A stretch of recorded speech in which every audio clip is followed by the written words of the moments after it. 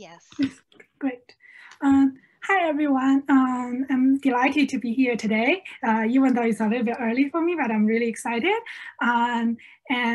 So today I'm going to talk about women's education and gender relations with an emphasis on China. First, I'm going to give a brief introduction to the reversal of the gender gap in education in global contexts. And then I'm going to talk about what the situation is in China. And then I'm going to talk about the implications of the gender gap reversal in education for family lives and the gender dynamics in China. So prior to the 1980s, women lagged behind men in number of tertiary degrees completed in most nations. And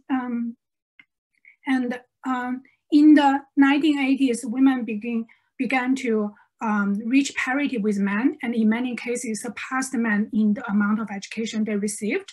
Actually, in the US, since the 1980s, women started to outpace men in education.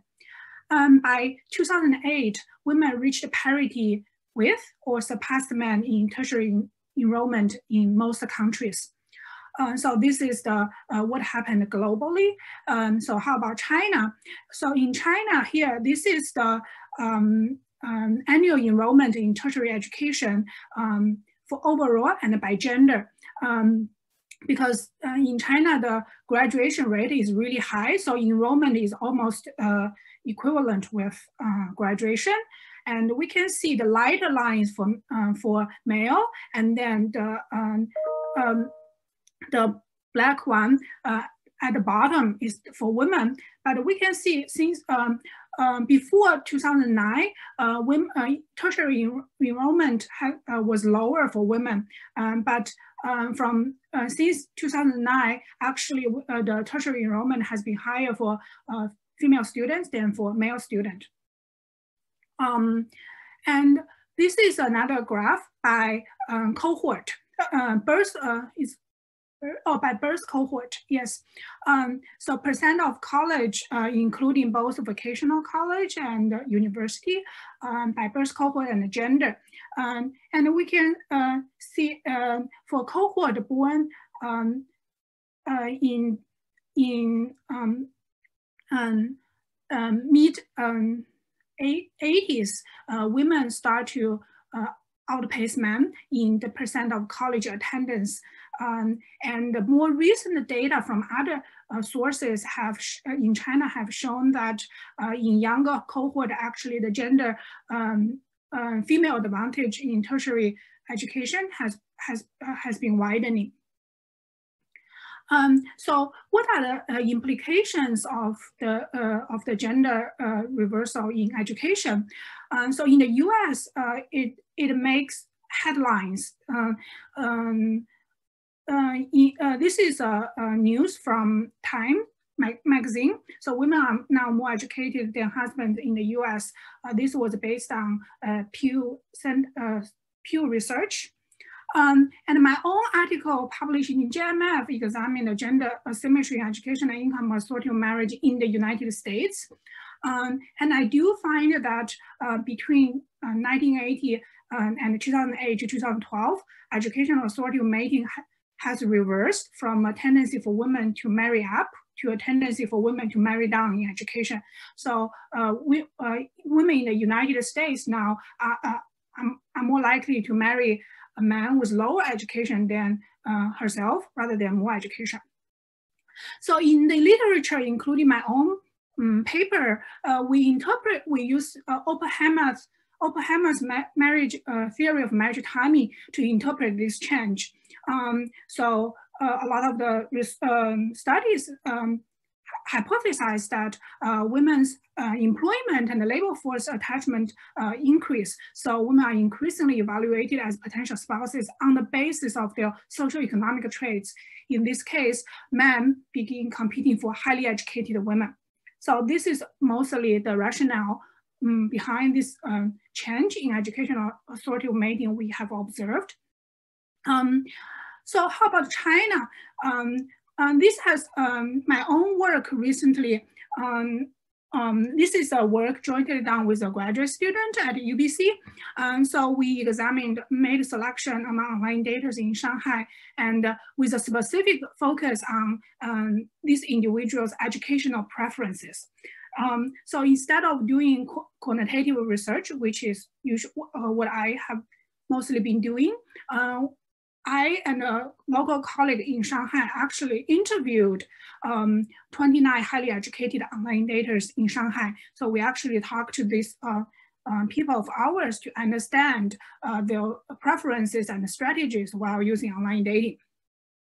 So when we find that when evaluating potential partners, 20 out of the 29 respondents considered educational attainment as a primary mate selection criteria. So we just asked a very open-ended question, what are you looking for in online dating? And then education usually is one of the most important criteria respondents directly told us. So among the 20 respondents who considered education as a primary mate selection criteria, a bachelor degree was considered by all of them as the acceptable minimum level of education for potential partners. So this really emphasized the importance of education in mate selection in Chinese context. But interestingly, we find that there are gender differences in why men and women value education in potential spouses. Specifically, we find that a woman's good education was viewed by men mainly as an indicator of the quality of her child rearing. So for example, one male respondent told us, if a woman does not even have a bachelor's degree, it would be harmful to children's upbringing. So this was not unique to this particular male respondent. It was actually a pretty dominant theme among interviews with male respondents we have done. So by contrast, our female respondent did not connect their potential partner's education with his child rearing skills at all. And actually a lot of our female respondents did not even express very strong interest in having kids. So the finding really highlights the persistence of traditional gender role and unequal divisions of household labor in Chinese families.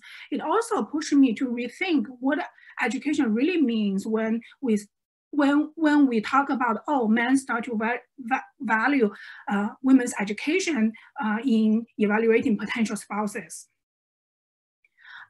So in another paper also with a graduate student, we use Chinese general social survey data to examine cohort differences in gender attitudes about work and family in China. This work actually followed colleagues from University of Maryland, Joanna Pepin and David Cotter.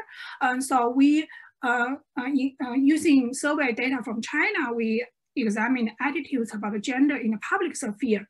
So the item for that is when the economy is bad, female employees should be fired first. And then we also examine attitudes about gender in the private sphere separately. So men should put career first, whereas women should put family first.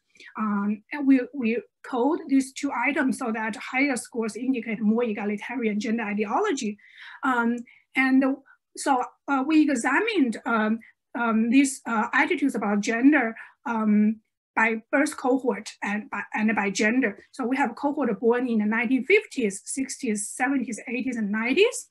And this is the graph for attitudes about gender in the public sphere.